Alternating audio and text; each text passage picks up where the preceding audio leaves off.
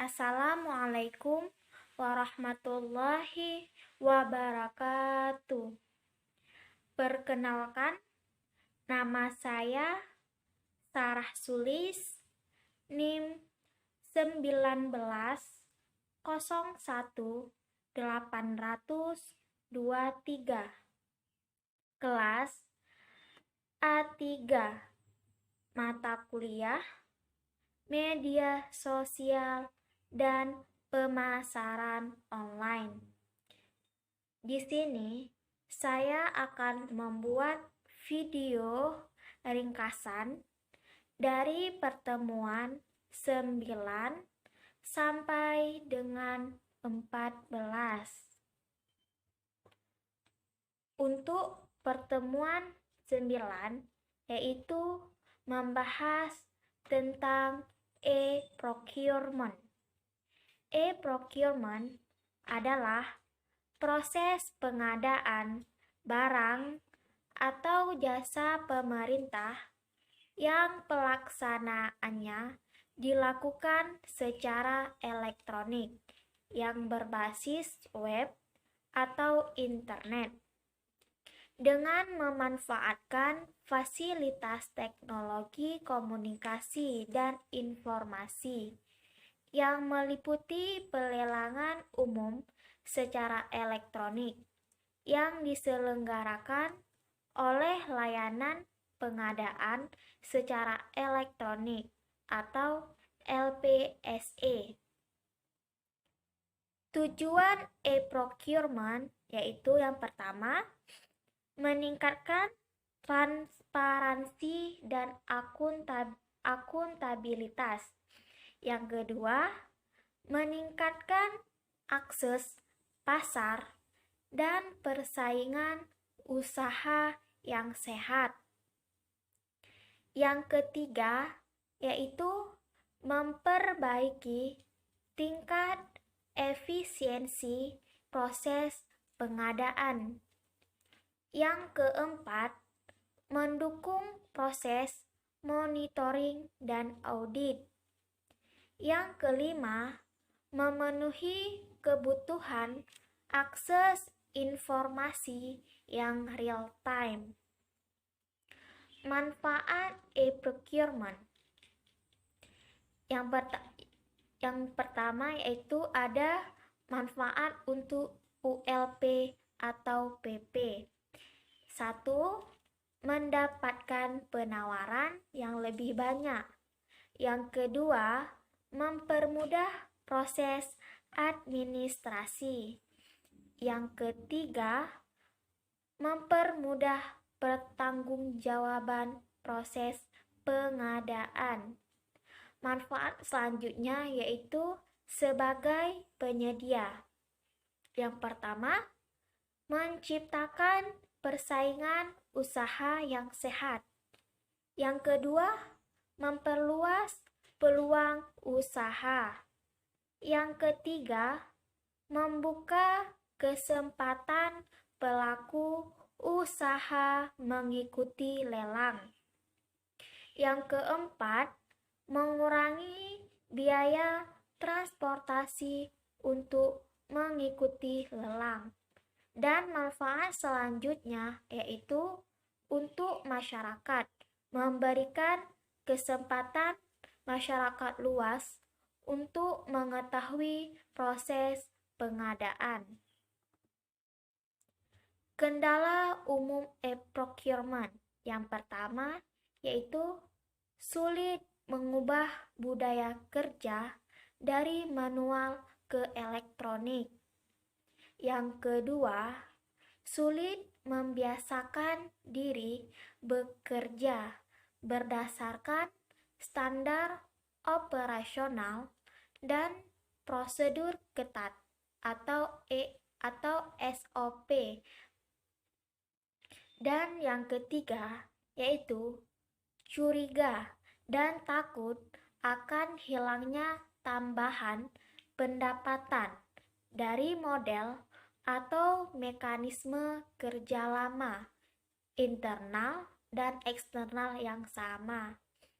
Yang keempat yaitu penyakit KKN sudah berjalan sistemik. Arah pengembangan e-procurement daerah. Yang pertama yaitu e-sourcing sebagai katalog elektronik. Yang kedua, m-procurement sebagai pemenuhan lifestyle para user. Yang keempat, help desk application dan standar implementasi e-procurement.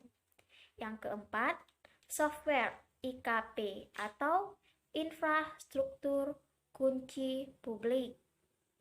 LPSE adalah suatu unit layanan yang sekaligus sebagai penyelenggara sistem elektronik dengan fungsi utama menyediakan layanan pengadaan secara elektronik. LPSE wajib dibentuk oleh provinsi atau kabupaten atau kota untuk memfasilitasi ULP atau pejabat pengadaan dalam melaksanakan pengadaan barang atau jasa secara elektronik.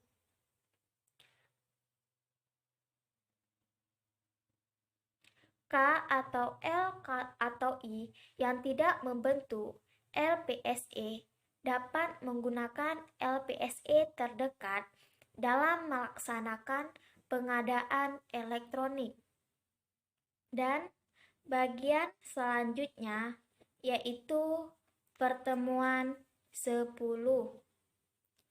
Pertemuan 10 membahas tentang internet marketing.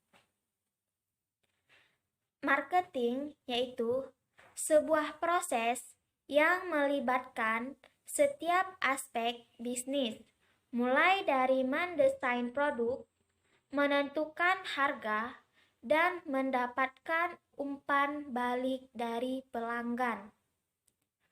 Online marketing merupakan hasil dari kemajuan teknologi informasi yang diterapkan dalam manajemen pemasaran untuk meningkatkan efisiensi dalam strategi pemasaran di era globalisasi. Manajemen pemasaran yaitu untuk meningkatkan efisiensi. Konsep online marketing atau informasi plus interaktivitas sama dengan rasa tertarik atau keterlibatan konsumen. Perbandingan keuntungan usaha online dan offline. Bisnis online membutuhkan modal yang lebih murah dibandingkan usaha offline. Toko online vs toko offline, yaitu mereka yang membeli barang di sebuah tuk melakukan riset terlebih dahulu.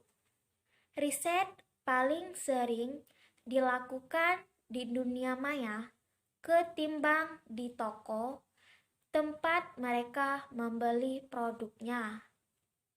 Perbandingannya, 52% meriset terlebih dahulu di online dibanding 25% yang meriset di toko. Yang 52% itu datang ke toko sudah dengan bekal informasi yang memadai, sehingga tahu apa yang akan mereka beli. Membuat toko online. Yang pertama yaitu mendaftar sebagai member 5 menit. Yang kedua, membuat toko 5 menit. Yang ketiga, mengunggah produk 5 menit.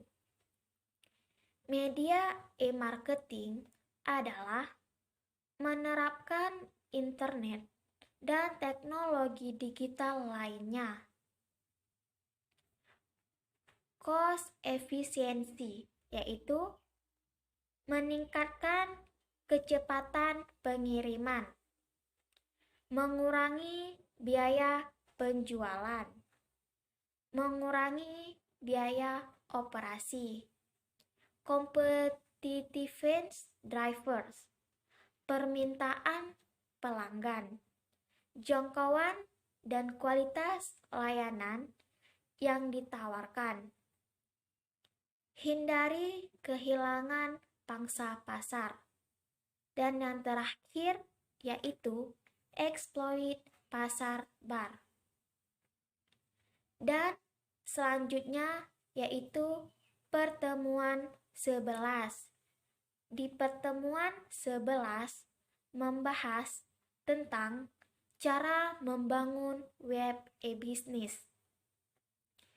2 tantangan manajemen yang paling penting dalam membangun sebuah situs e-commerce yang sukses adalah 1.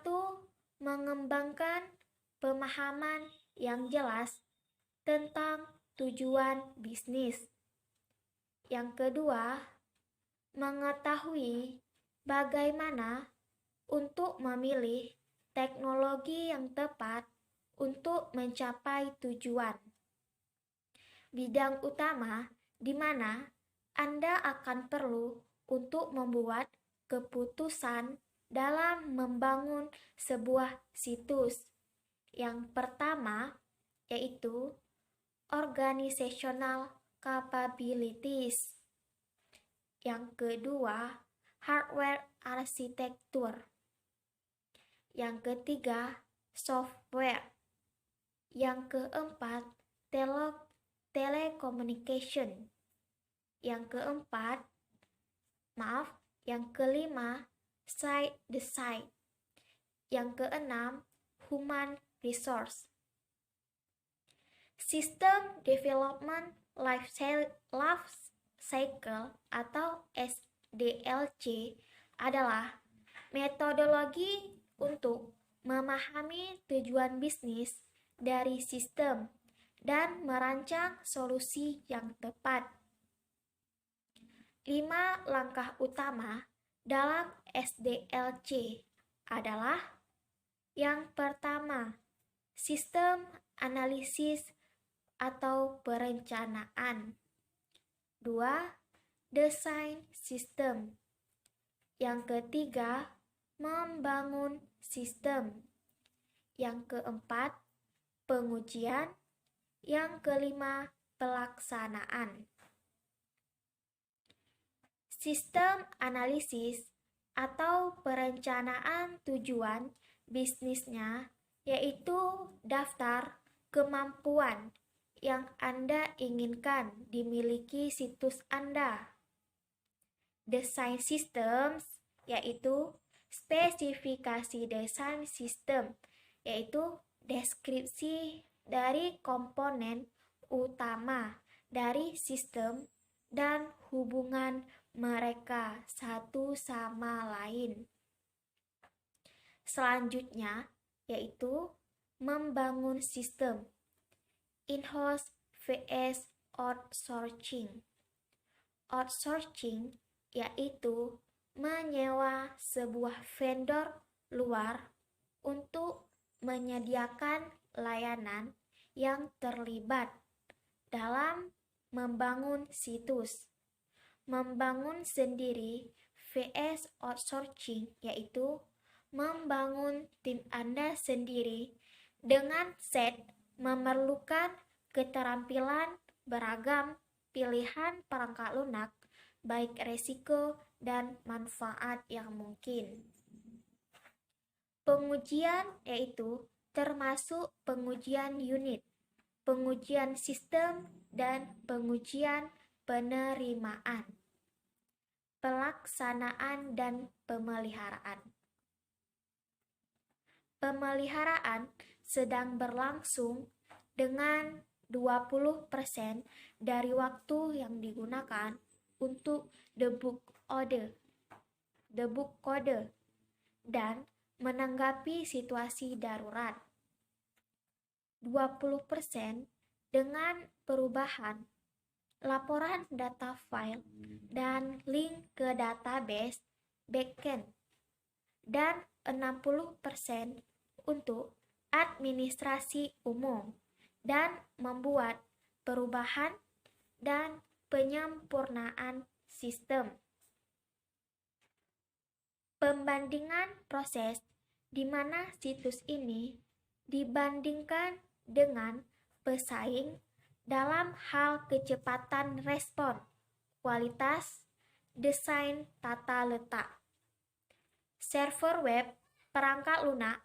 Semua e-commerce memerlukan perangkat lunak server dasar untuk menjawab permintaan HTTP dari pelanggan.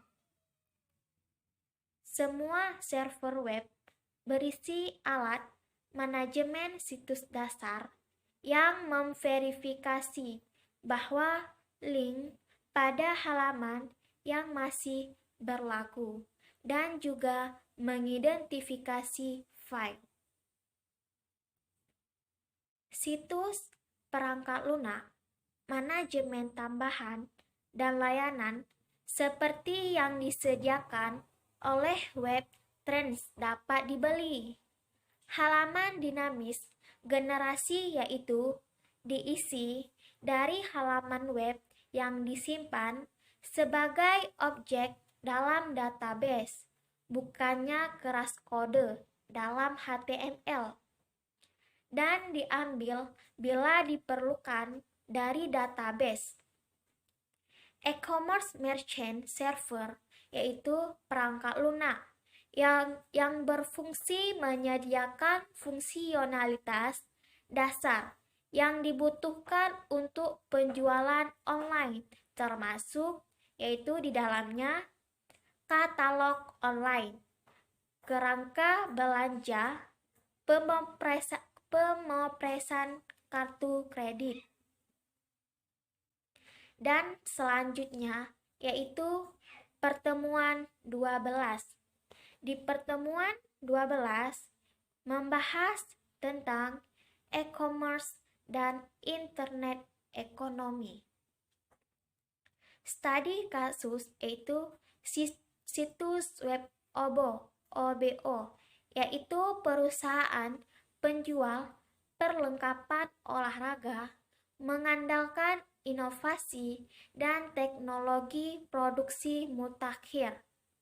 Penjualan melalui toko-toko olahraga. Tujuan strategis menjadi pemimpin pasar dengan senantiasa memonitor kebutuhan konsumen. Solusi obo.co.nz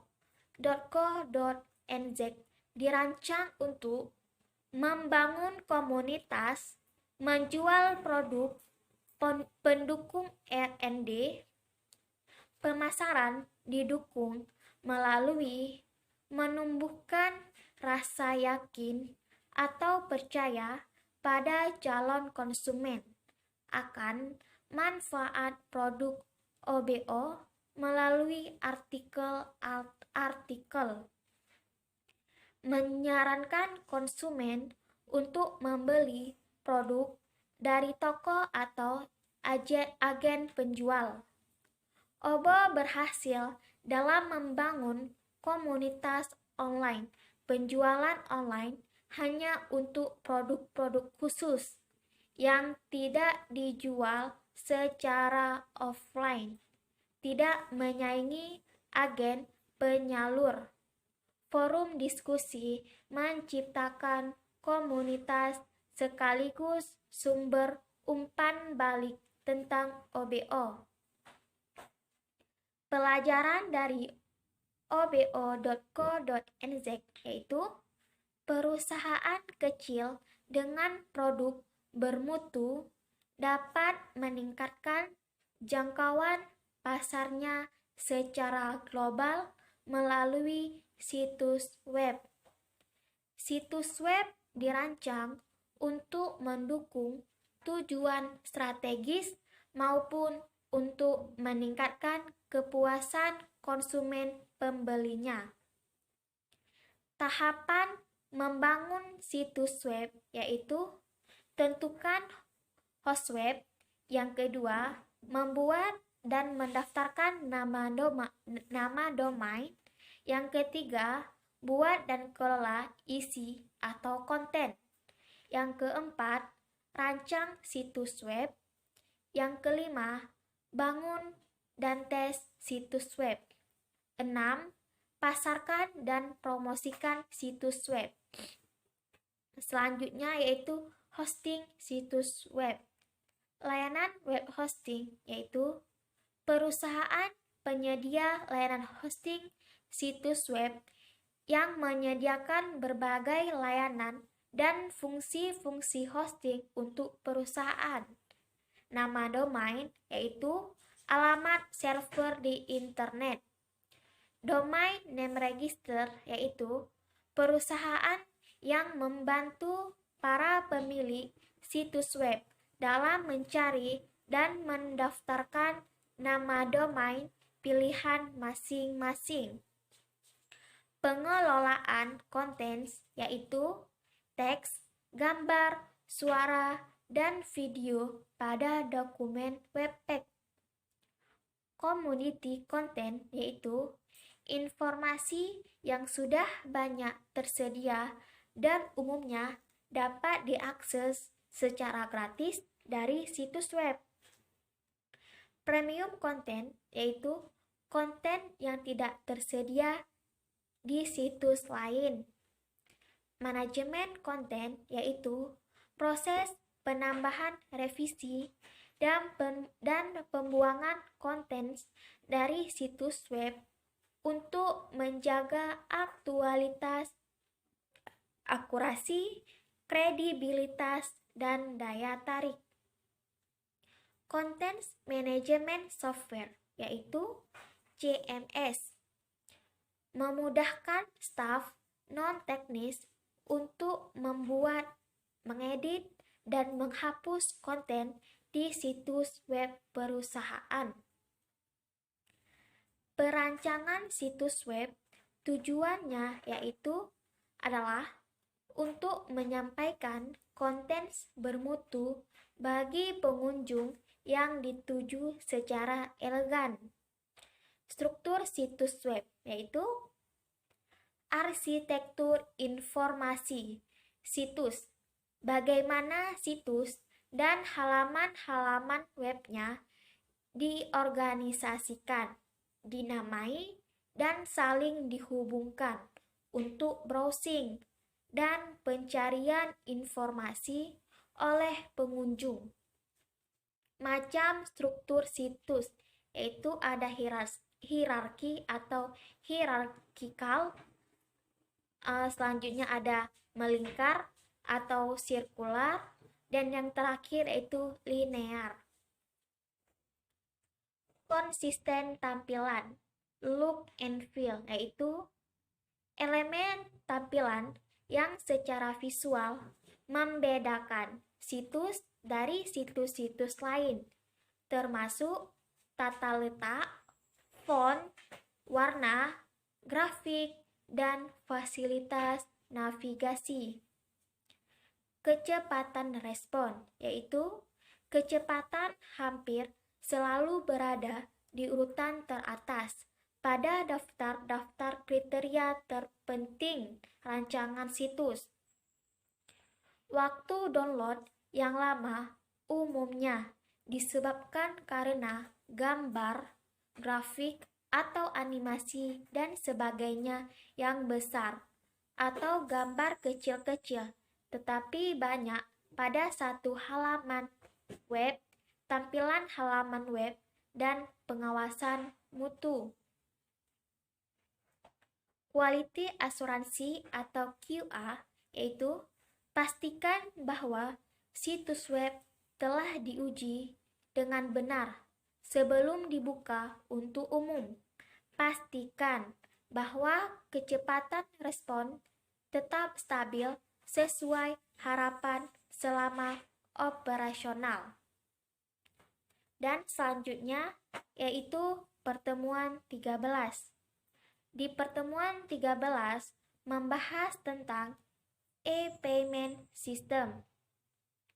Perdagangan atau perniagaan di internet membutuhkan kecepatan dalam transfer of money, yaitu jenis layanan e-payment. Electronic banking bukan uang baru, hanya cara untuk mengakses servis bank biasa. Store value system atau CARD yaitu uang baru, alternatif dari mata uang yang dikeluarkan oleh pemerintah. Contoh-contoh e-payment yaitu micropayment, millichain, e-wallet, virtual wallet, EMV, electronic purse, e-cash, digicash, CVBercash, IKP, electronic cheque, VSTC, yaitu first virtual, smart card, bus e-payment, OVO, Dana. E-payment gateway di Indonesia yaitu commerce.net, www.commerce.net.id, CPAS, Internet Payment Acquiring Software, www.cipas.com. Masalah pembayaran dengan kartu kredit di Indonesia yaitu belum banyak yang memiliki kartu kredit, belum percaya kepada keamanannya, belum adanya proteksi terhadap penyalahgunaan atau fraud. Kesimpulannya yaitu masih perlu ada e-payment lain yang non-credit card. Keamanan atau security yaitu suatu topik bahasan tersendiri. Keamanan diisi network, host application. Pengamanan dengan menggunakan teknologi kriptografi atau enkripsi. Public Key Crypto System atau RSA ECC merupakan basis dari Public Key Infrastructure atau PKI. Keamanan security. PKI membutuhkan Certification Authority atau CA. Umumnya pengamanan di network menggunakan SSL. Panjang kunci yang rendah mengakibatkan rentannya pengamanan. Sistem pembayaran online. Yang pertama, pembayaran dua pihak tanpa perantara. Transaksi langsung antara dua pihak tanpa perantara menggunakan uang nasionalnya. Yang kedua, pembayaran dengan perantara pihak ketiga, yaitu proses pembayaran menyangkut debit, kredit, maupun cek.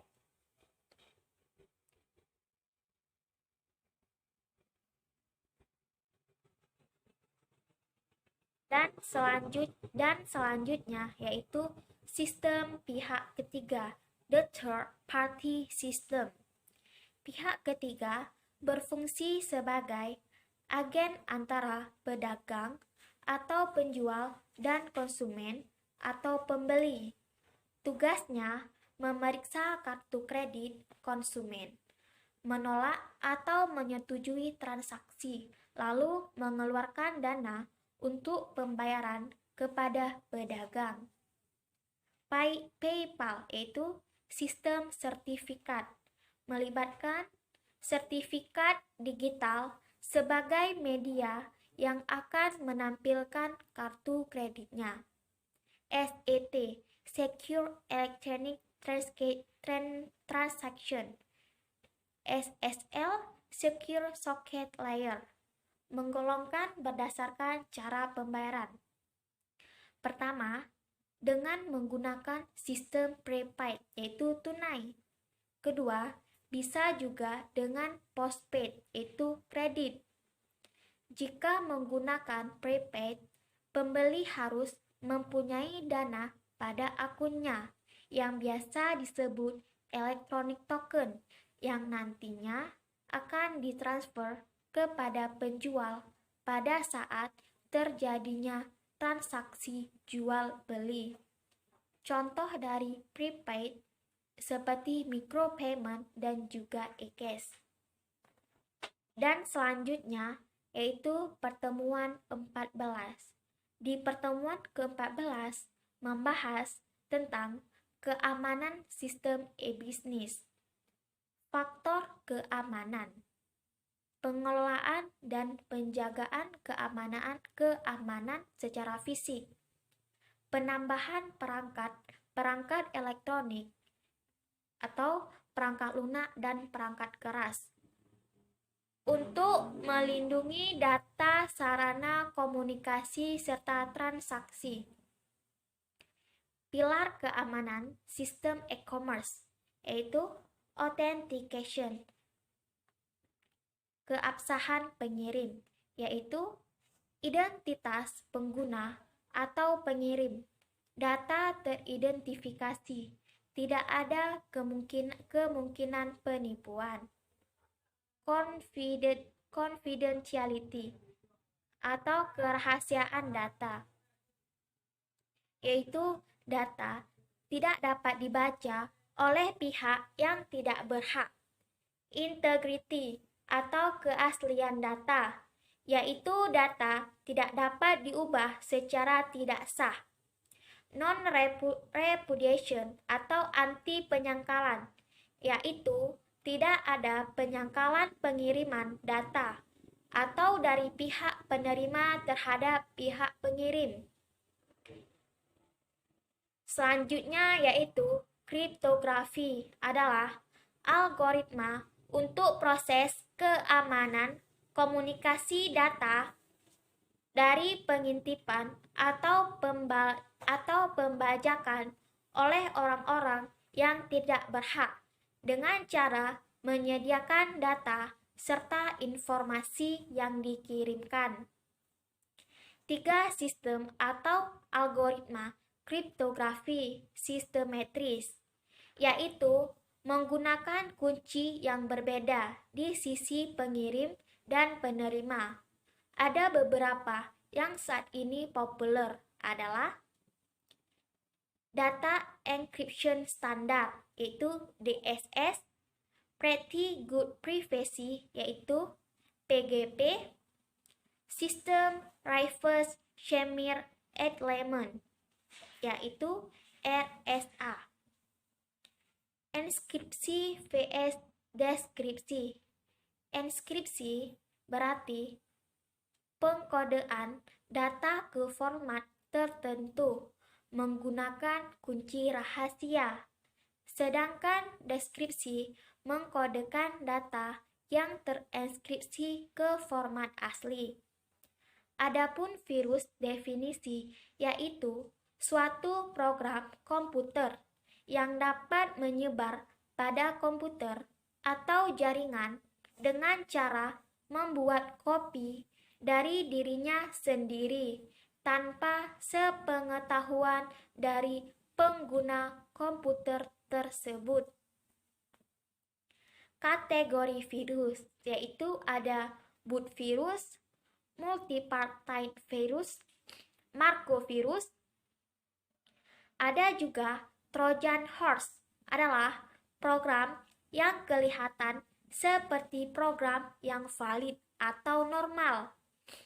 Tetapi sebenarnya program tersebut membawa suatu kode dengan fungsi fungsi yang sangat berbahaya bagi komputer.